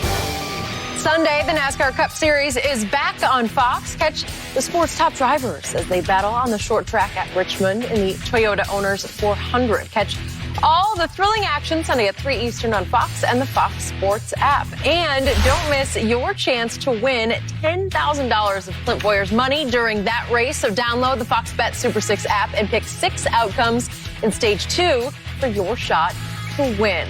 Good luck, everyone there. Well, the consensus #1 overall pick, Trevor Lawrence, said in a recent interview that while he is passionate about football, he isn't trying to prove doubters wrong. Lawrence said, quote, I don't have this huge chip on my shoulder that everyone's out to get me and I'm trying to prove everybody wrong. I just don't have that. I can't manufacture that. I don't want to. His dad also said that Trevor is not a, quote, win a Super Bowl at all costs type of person. And his high school coach even said that the QB could walk away from football tomorrow and be fine. I'm very curious. Shannon, how much do these quotes concern you? You sure you don't want to take this one first? I can't wait to hear what you think. No, Both of you.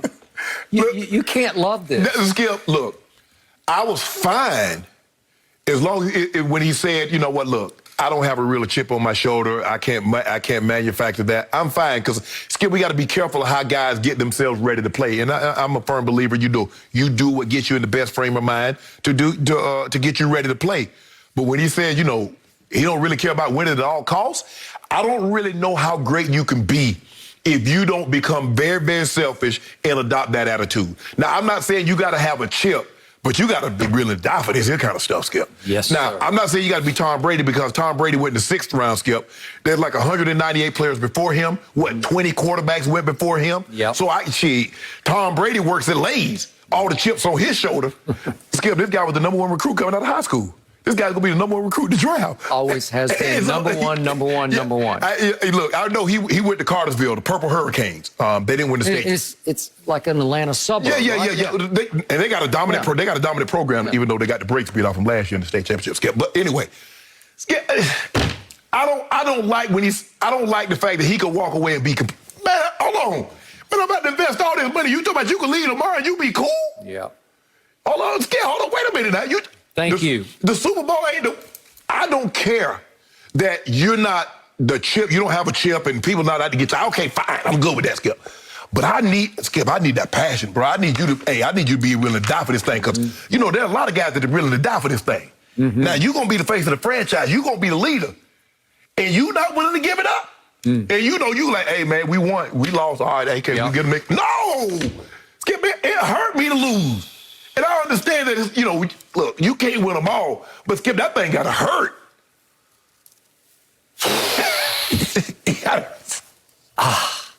I cannot tell you how stunned I was to read every quote in this Sports Illustrated cover story.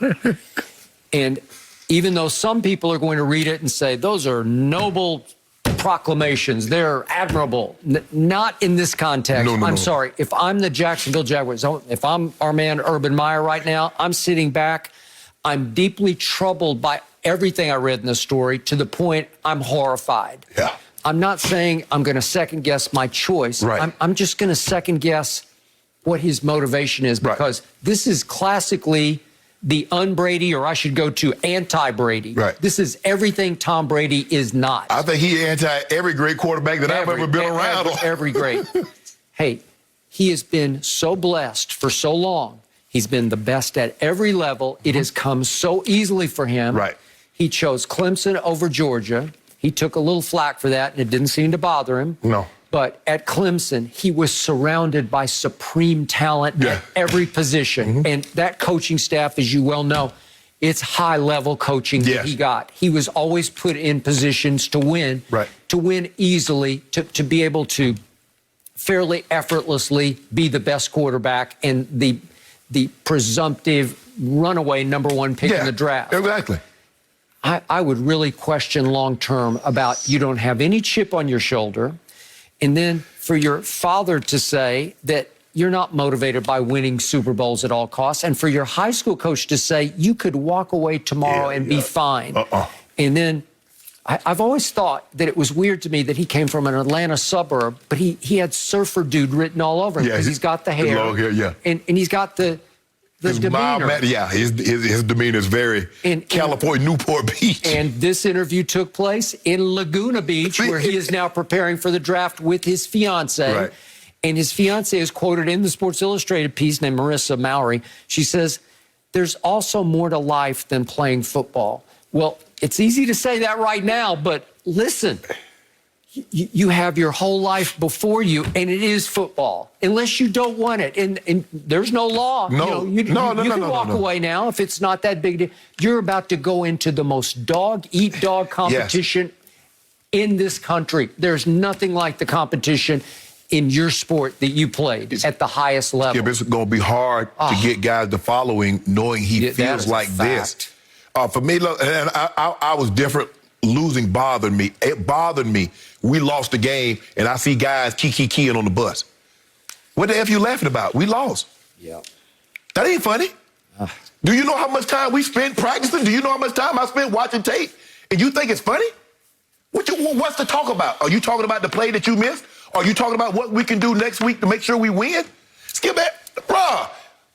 Everybody is not going to be the same. But the goal, if my goal is to try to win a Super Bowl, I need everybody to have that goal. If your goal ain't there, I mean, so what am I doing? Why am I giving all the effort and you can walk away tomorrow and you good? If the Super Bowl ain't the big chance, the big prize for you. Huh? Trust me, I know your game. You cannot get away with God-given talent alone. No. If you don't have the work ethic or the film study commitment that Brady and Peyton had, you won't make it. You show me a great. Forget, it ain't got to be sports, it's business that's not passionate about what they do. It doesn't seem like he's passionate about playing football. No. Now, I could be totally wrong, Skip, and forgive me if I'm wrong, but you talk to Elon Musk, you talk to all the I don't care what you're doing. Right. You have to have if you're going to be great at it, you got to be paid. That doesn't say, find something, Skip. They always, what do they tell you? Everybody that I've ever heard speak, find something that you're passionate about. Yeah. That you're driven to succeed at.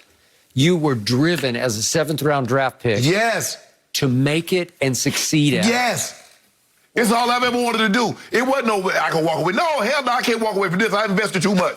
I've invested too much. I've been playing it since I was 9. I had invested too much to just walk away. And if I'd had to walk away, if I'd have been forced away, it would have bothered me. No. Hey, I'm rethinking this whole process.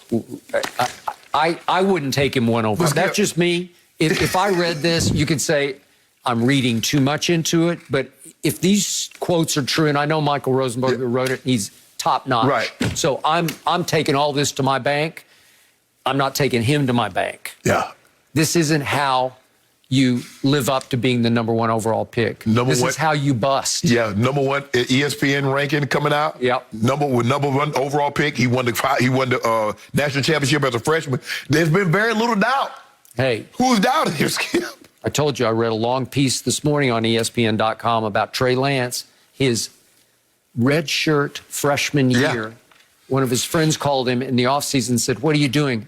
I'm breaking down defensive tape of NFL games. You are? Well, you haven't even played a college game yet. Yeah, but that's what I'm going to do. Right.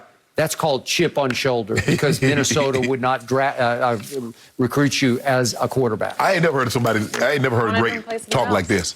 You know who I want to know how they feel about this is Urban. I want to know what Urban thinks about this. Oh, you know how he feels about it. He worked himself into the ground. Because what I do know about Urban is that is the most competitive human I have ever been around. No mercy. Aaron Rodgers hasn't hidden the fact that his future with the Packers is out of his control and that he does not love the idea of a year-to-year arrangement with Green Bay. Hall of Famer and former Packers defensive back Charles Woodson said this week that the situation between the star quarterback and the team could be, quote, one of those situations where it gets nasty. So, Shannon, do you agree? It seems like it's headed that way, Skip. Yep. Aaron Rodgers made it abundantly clear he was not very happy that they drafted a quarterback in the first round.